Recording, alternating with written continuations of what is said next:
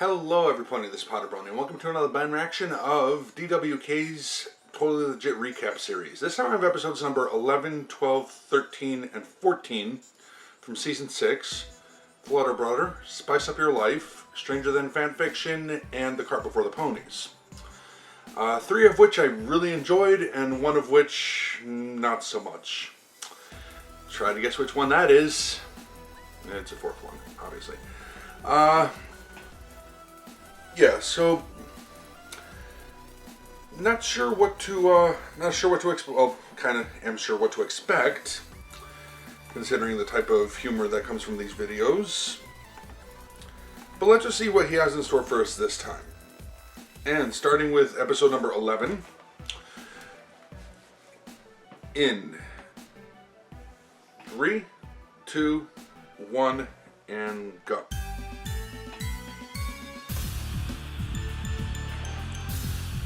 Okay.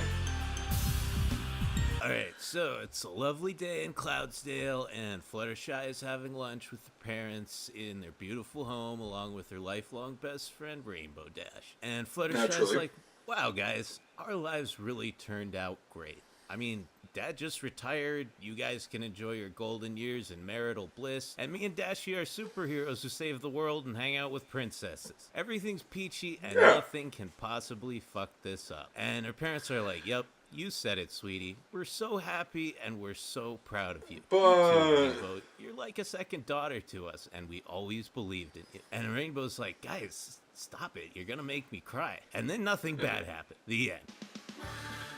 Oh, if only. Nah, oh wait, no, that's not what happened because of this motherfucker. So, apparently Fluttershy has a brother, and he's a lazy hipster dipshit with weird hobbies who wants to move back in with their parents because he dropped out of college again. I equated him more to a millennial, but yeah. Am I watching My Little Pony right now? Because it feels like I'm watching my... Anyway, this guy is a fucking piece of work. He uses stupid slang and talks with some kind of weird affectation, even though he obviously grew up around people who speak normally. I mean, not that there's anything wrong with that, right?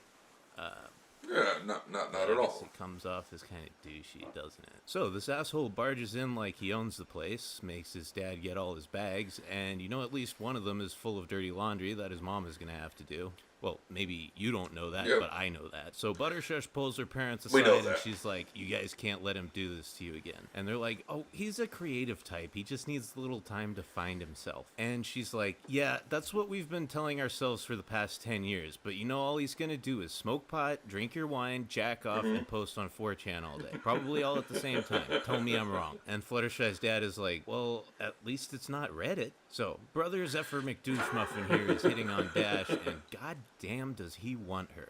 Like, not this kind of one. We're talking this kind. But she fucking decks him, which is awesome. And then everybody argued over whether or not Dash is gay again. Guys, it's been almost 6 years. Can we just stop? And Flutter's is like, alright, motherfucker, you're coming with me and you're getting a job. And he's like, dude, I don't need a job. My main therapy YouTube channel is totally taking off. I've almost got 100 subscribers and my Patreon. You're getting a fucking job. So it's the next morning, and dude, her brother is tired as fuck because he normally wakes up at noon, and I'm sure he's really trying to get back on a normal sleep schedule, but it's just hard when you have no routine, you know? And Fluttershy's like, listen, Rarity is a very good friend of mine, and she was nice enough to give you some work, so don't fuck up. So he fucks up. And then he fucks up again, just like he's been doing his entire life. Because there's a link pony, which I missed the first time. Telling him he never commits to something and finishes it. You know, I need a drink. Getting a little too real for you? Going like a sucker almost every day. In the back of your mind, you probably thinking I was gay. But nah, I'm just a bitch ass nigga. The type to get jacked if I'm the rich ass nigga. See, I've been a loser just about all my life. Type to tryna turn a hoe to a housewife. Jesus Christ. So, even Dash tries to give this guy a chance because she's a bro, and surprise, he fucks up. So she kicks his ass, which he deserves and probably secretly enjoys, and Fluttershy is like, if you can't hold down a job and contribute something, you can't live here. So she has to throw him out, and of course she feels like shit because he's her friggin' brother, but what can you do when you have a family member who's a piece of shit? There's no good answer to that question, is there? No. Jesus Christ, man. Do we fight Chrysalis again? Or Tyrek? You know? I'd like to see Tyrek. Tyrek. Were fun is because I haven't fought a giant parasitic bug queen or a magic-eating centaur before. I'm just saying it had a nice element of fantasy to it. So Zeph ends up living out in the woods, this is way too real. Literally goes insane. And Dash is just like, dude, if we don't bail him out, he's gonna end up dead. And Fluttershy's like, look, man, me and Mom and Dad, we've done everything we can. This is on you now. And so Zephyr finally has to face the fact that he's so terrified of failure that he just gives up and sabotages everything he ever tries to do. And, okay, you know what, My Little Pony? I think you've changed a bit. I watch you because you're fun and cute and use whimsical characters and situations to teach moral integrity. Also, sometimes there's rainbow explosions and shit, or at least there used to be. This feels a bit too familiar. Anyway, they sing a magical pony song, and Zephyr realizes he's actually capable of whatever the fuck this is. So he goes back to college, gets his degree, and stops hating himself. And he's like, thanks, guys. I couldn't have done this without you. And they're all like, dude, we always knew you were an awesome guy, and we're so proud of you. Yeah. I make myself sick, get on my own nerve. Immature, insecure, grown up nerd. That image. So yeah, put your head through the noose.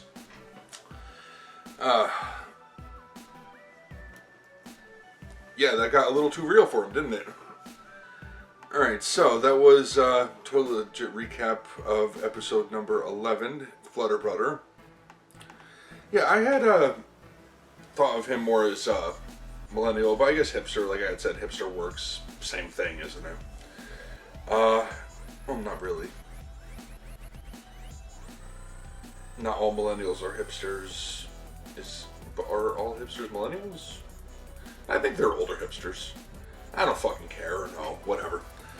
Alright, so let's get it started with episode number 12, Spice Up Your Life. And starting the video in 3, 2, 1, and go.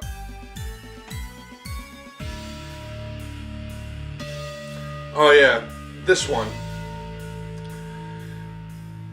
If judging by the thumbnail is any indication, he equates Zesty Gourmand to Voldemort with the main six and Princess and Tilda Twilight Swinton, Sparkle all hanging out in the Friendship Castle playset. I'll talk about that in a minute. At the end of season 5, Glimmy nearly destroyed the universe because she took the battery out of the castle and hid it, and Twilight had to go on an epic adventure through space and time to find another 9-volt, because who the fuck ever has one of those? Actually, Glimmer, I have a couple couple of those. What are you those. doing here, man? This is a violation of all 3 laws of Starlight Glimmer. Oh wait, actually we're good on number 3. Spike does it. Fortunately, after nearly a year of tireless research, she and Twilight have finally modified it so it runs on AA's, and they can finally press the button that turns on all the sparkly lights and activates the built-in plot device. So it seems like whatever they did to it kind of fucked it up, because it doesn't seem to realize that Rarity and Pinky just had an episode together a few weeks ago. Anyway, they get sent to Canterlot to find a friendship problem, but obviously any excursion involving a compulsive overeater means food is first thing on the agenda. So they tried 3 different restaurants,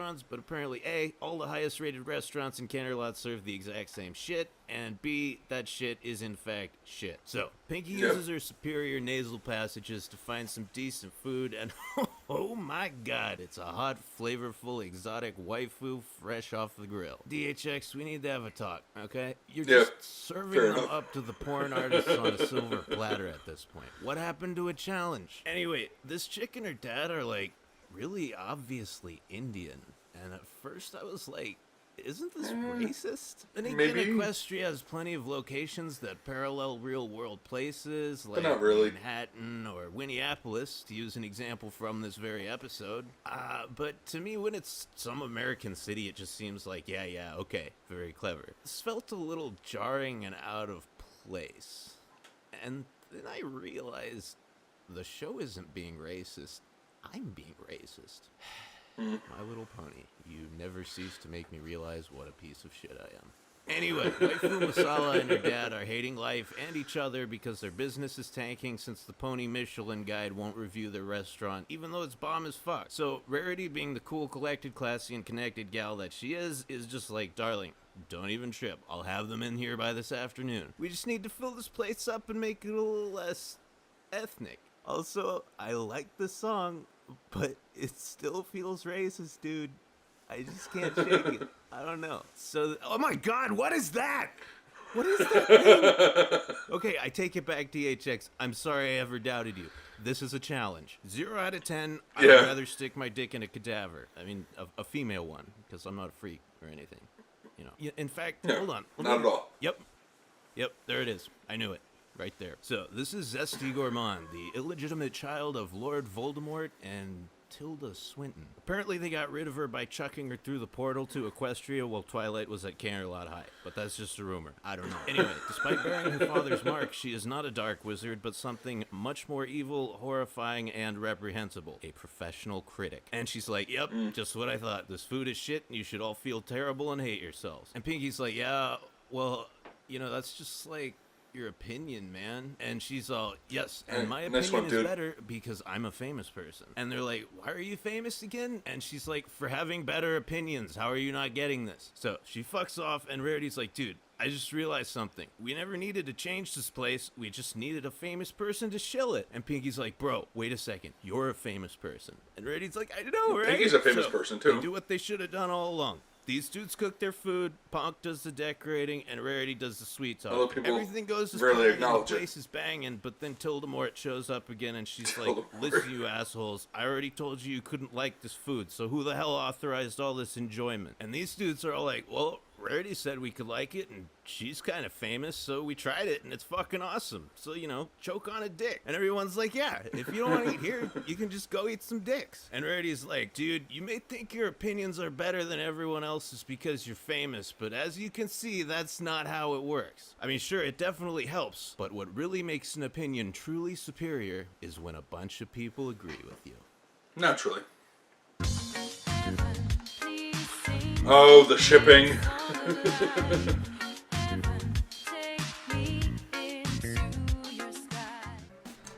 I will say, though, Tilda Mort here would be more of a challenge than Miss Harshwinny. Alright, so that was, that was Spice Up Your Life, Totally Legit recap. Not to say, yeah, I do see it. I don't think I noticed it at first like that. I kind of equated her more to Egon from I keep forgetting. Is that his name? Ego? No, Anton Ego, isn't it? Yeah, from Ratatouille. Mostly because of the appearance is kind of similar, skinny, pale. But it's the food critic thing.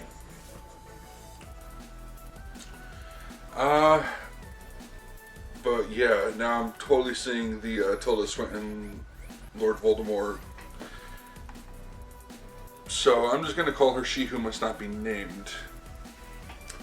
Alright,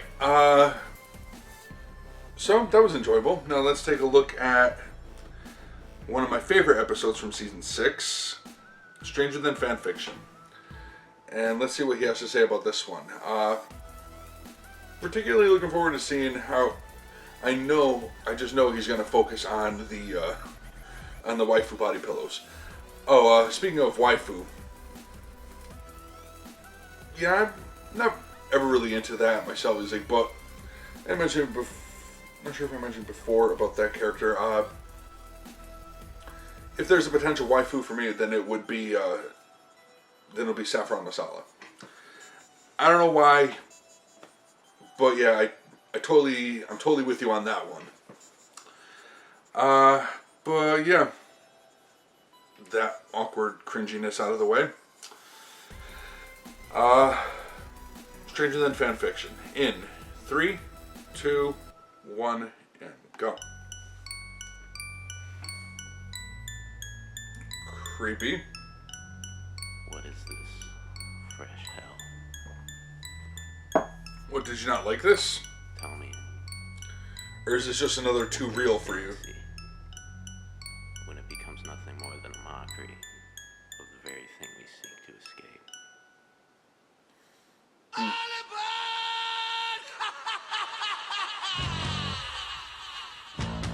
escape. Nice intro. Alright, we're back, and here we go. Okay, so, Princess Twiggy is reading Dash some Daring Do because, let's face it, reading is hard, and if you got a smart friend who can do it for you, you should get on that. Of course, all my friends are even dumber than I am, so I just don't read. But I do watch cartoons, and lucky for all of us, that's what this is. So, Dashy is packing for some kind of trip, probably to go off for some more Wonderbolts training, or, wait, a Daring Do convention? Oh my god. I cannot wait to see this. A convention, but like in Equestria. Who knows what kind of fantastic things Wait, what? What the fuck? No! No! This is just the vendor's hall at every Brony convention, but slightly less shitty. I don't need this in the show. I've seen it enough already. Okay, alright. Alright, it's okay. It's okay. Just calm down. You guys just calm down. You hear me? Don't get all worked up. So, Rainbow's walking around and people are trying to sell her stupid shit, and then she meets this guy and they start discussing the accuracy of their cosplays.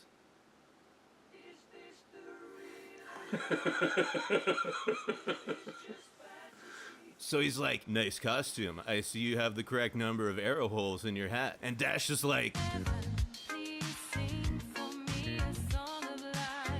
What ensues can only be described as a whirlwind autism romance, complete with this totally non-sexual romp in the ball pit. That's right, guys and gals. Just in case you weren't thinking about it every moment of every day, your waifu will never look at you like this. You'll never get to see that joy in her eyes, and you'll never spend an afternoon together bonding over something you're both passionate about. You know, just a friendly reminder.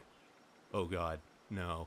No! It's not supposed to be like this! Equestria is supposed to be a socially enlightened fantasy world where everyone has a true place and everyone can be loved. Body pillows are not for people who are loved. People who have joy in their lives don't need this kind of shit. This is it. You all lost your nuts over slice of life, yet it was but a portent of things to come. This is the singularity. The show and its fandom have ceased to be two separate entities and have merged into a single, massive, roiling cauldron of spaghetti in which we are all trapped for eternity. There is no going back. We are the collective. We are My Little Pony.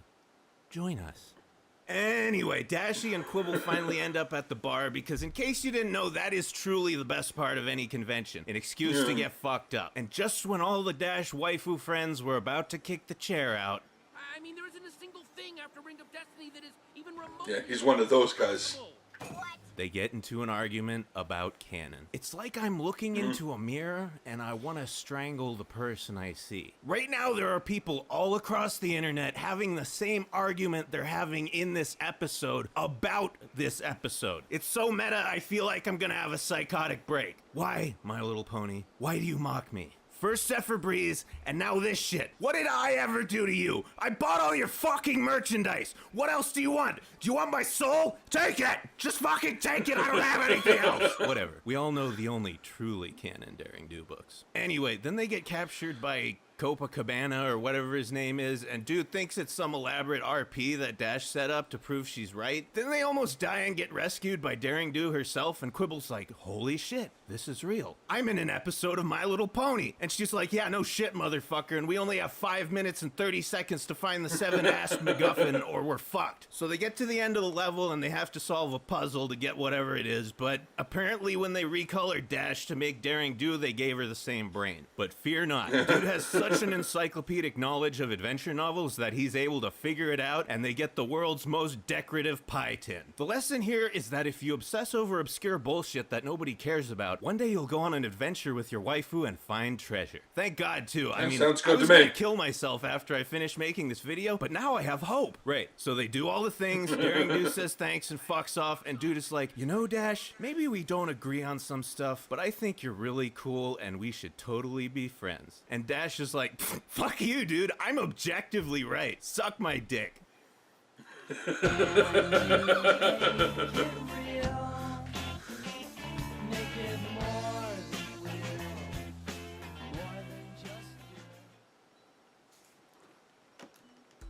Yeah. It was a great episode, though. A lot of good points. Yeah, the body pillow thing. I don't know why the hell that was there either, man. I missed it the first time, but then I don't really normally notice stuff like that, especially since I wasn't expecting to see it in My Little Pony. Yep. Alright, so let's get started with the cart before the ponies. And in 3, 2, 1, go.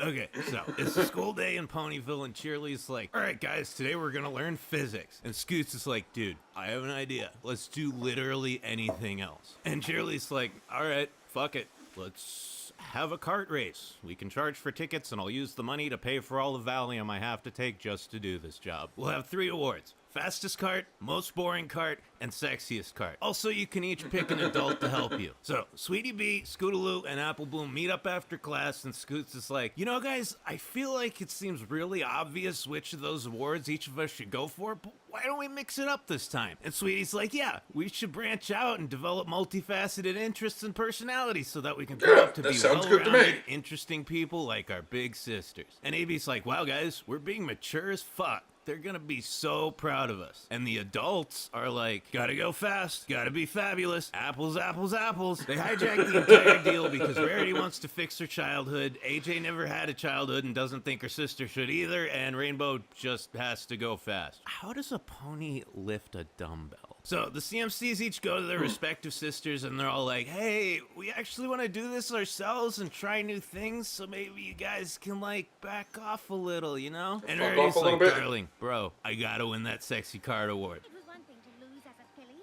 but can you imagine if I didn't win the most creative now? Ponies might stop by in my couture.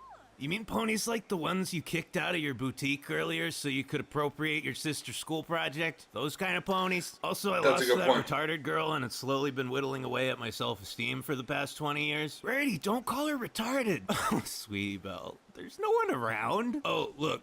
Scootaloo is a chicken. It's a fandom reference. Dude, that was fucking hilarious in 2011. Come on, DHX. If you're gonna pander, we need some fresher memes. The ones you're using are way too dank. Memes are not like whiskey. They do not get better with age. Trust me, I consume a massive amount of both. I don't think paint works like that. I don't, that's not how paint works. Guys, oh my goodness. Cheerily Sensei, what are you trying to do to me? Oh yeah, baby, you blow that horn. Blow it nice and hard. I got a horn for you right here. Guys, Cheerly's making me really horny. Guys. Yeah. The horn, I can come up with more. Just give me a minute. I think musical numbers while driving should be a punishable offense in Equestria simply because of how likely it is to happen. Ponies don't drive often, but on the rare occasions that they do, there's a pretty fucking good chance they'll also be singing. Okay, you just lived through a 20-car fucking pileup and you're mad that your carts are wrecked? You all could have died. It's a fucking miracle that nobody broke a leg or some shit. What if one of the CMCs got their spine shattered and ended up being a quadriplegic for the rest of their lives? Would that get your fucking attention? Haha, yeah, Scootaloo can't fly. Wouldn't it be funny if she couldn't fucking walk either? You're all irresponsible, self-centered, narcissistic jackasses, and because of that, I have never related to you more. Anyway, the fillies are like, you know what? Fuck you guys. We just asked for your help so we could have some fun, and you made it about you. It's always about you guys. You're a bunch of self-important control freaks, and you fucked up everyone's day because you can't contain your massive egos. And Dash is like, well, why didn't you stop us? We tried, but you ignored it and just kept talking over us. I mean, what's wrong with you? Exactly like that. Like, do you just blindly assume that adults are right and follow along with whatever they say? But that's what you and every other adult always says we should do. Yeah, and obviously we're full of shit. There's your lesson for the week. This is your fault for being obedient and respectful. Okay, how old is Cheerly? Wait, check this out. I sure am glad Miss Cheerly agreed to run the race over again. Even AJ calls her Miss Cheerly like the kids do, and I get the impression that these three were probably in her class back in the day. And all I can say is this just makes that cheerleader outfit even hotter. Anyway, they do the race again because, you know, that happens all the time in real life, right? Your big event turned into a giant clusterfuck. Oh, okay, we'll just do the whole thing over so everyone's happy. And Rarity's like, you know, guys, I really did learn something today. When adults commandeer something that's made for kids and take it too seriously, it ruins it for everyone. Besides, we don't need to do that kind of thing. We're successful, well-functioning people with rewarding careers and prominent places in our community. It's not like we need to cling to our childhoods by taking an obsessive interest in stuff that's designed for a younger generation. That just ends up making us look like a bunch of weird losers. And they're like, you said it, bro. Now let's do what adults are supposed to do at school events. Sit on the sidelines and get drunk.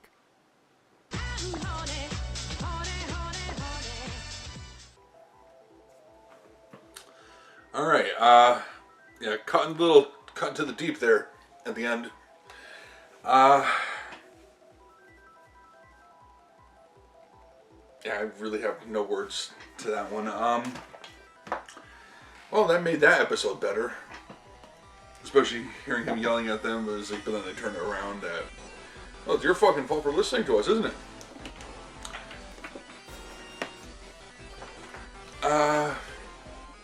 Yeah, that's the main reason I never liked that episode, is because he's right, they did just make it all about them, didn't they? And while I do enjoy episodes focused on the main six more than any other, but when you give it to the CMC, then let them fucking have it. But yeah, what kind of weirdo does cling to childish things? I don't know, that's crazy. So, I want to thank you all for watching. Hopefully you enjoyed that. But I'm going to end this one here. Until next time. Oh, and, shit, did I say this before? Be sure to support the original links in the description below. I don't think I said that. Alright. Take care. Bye.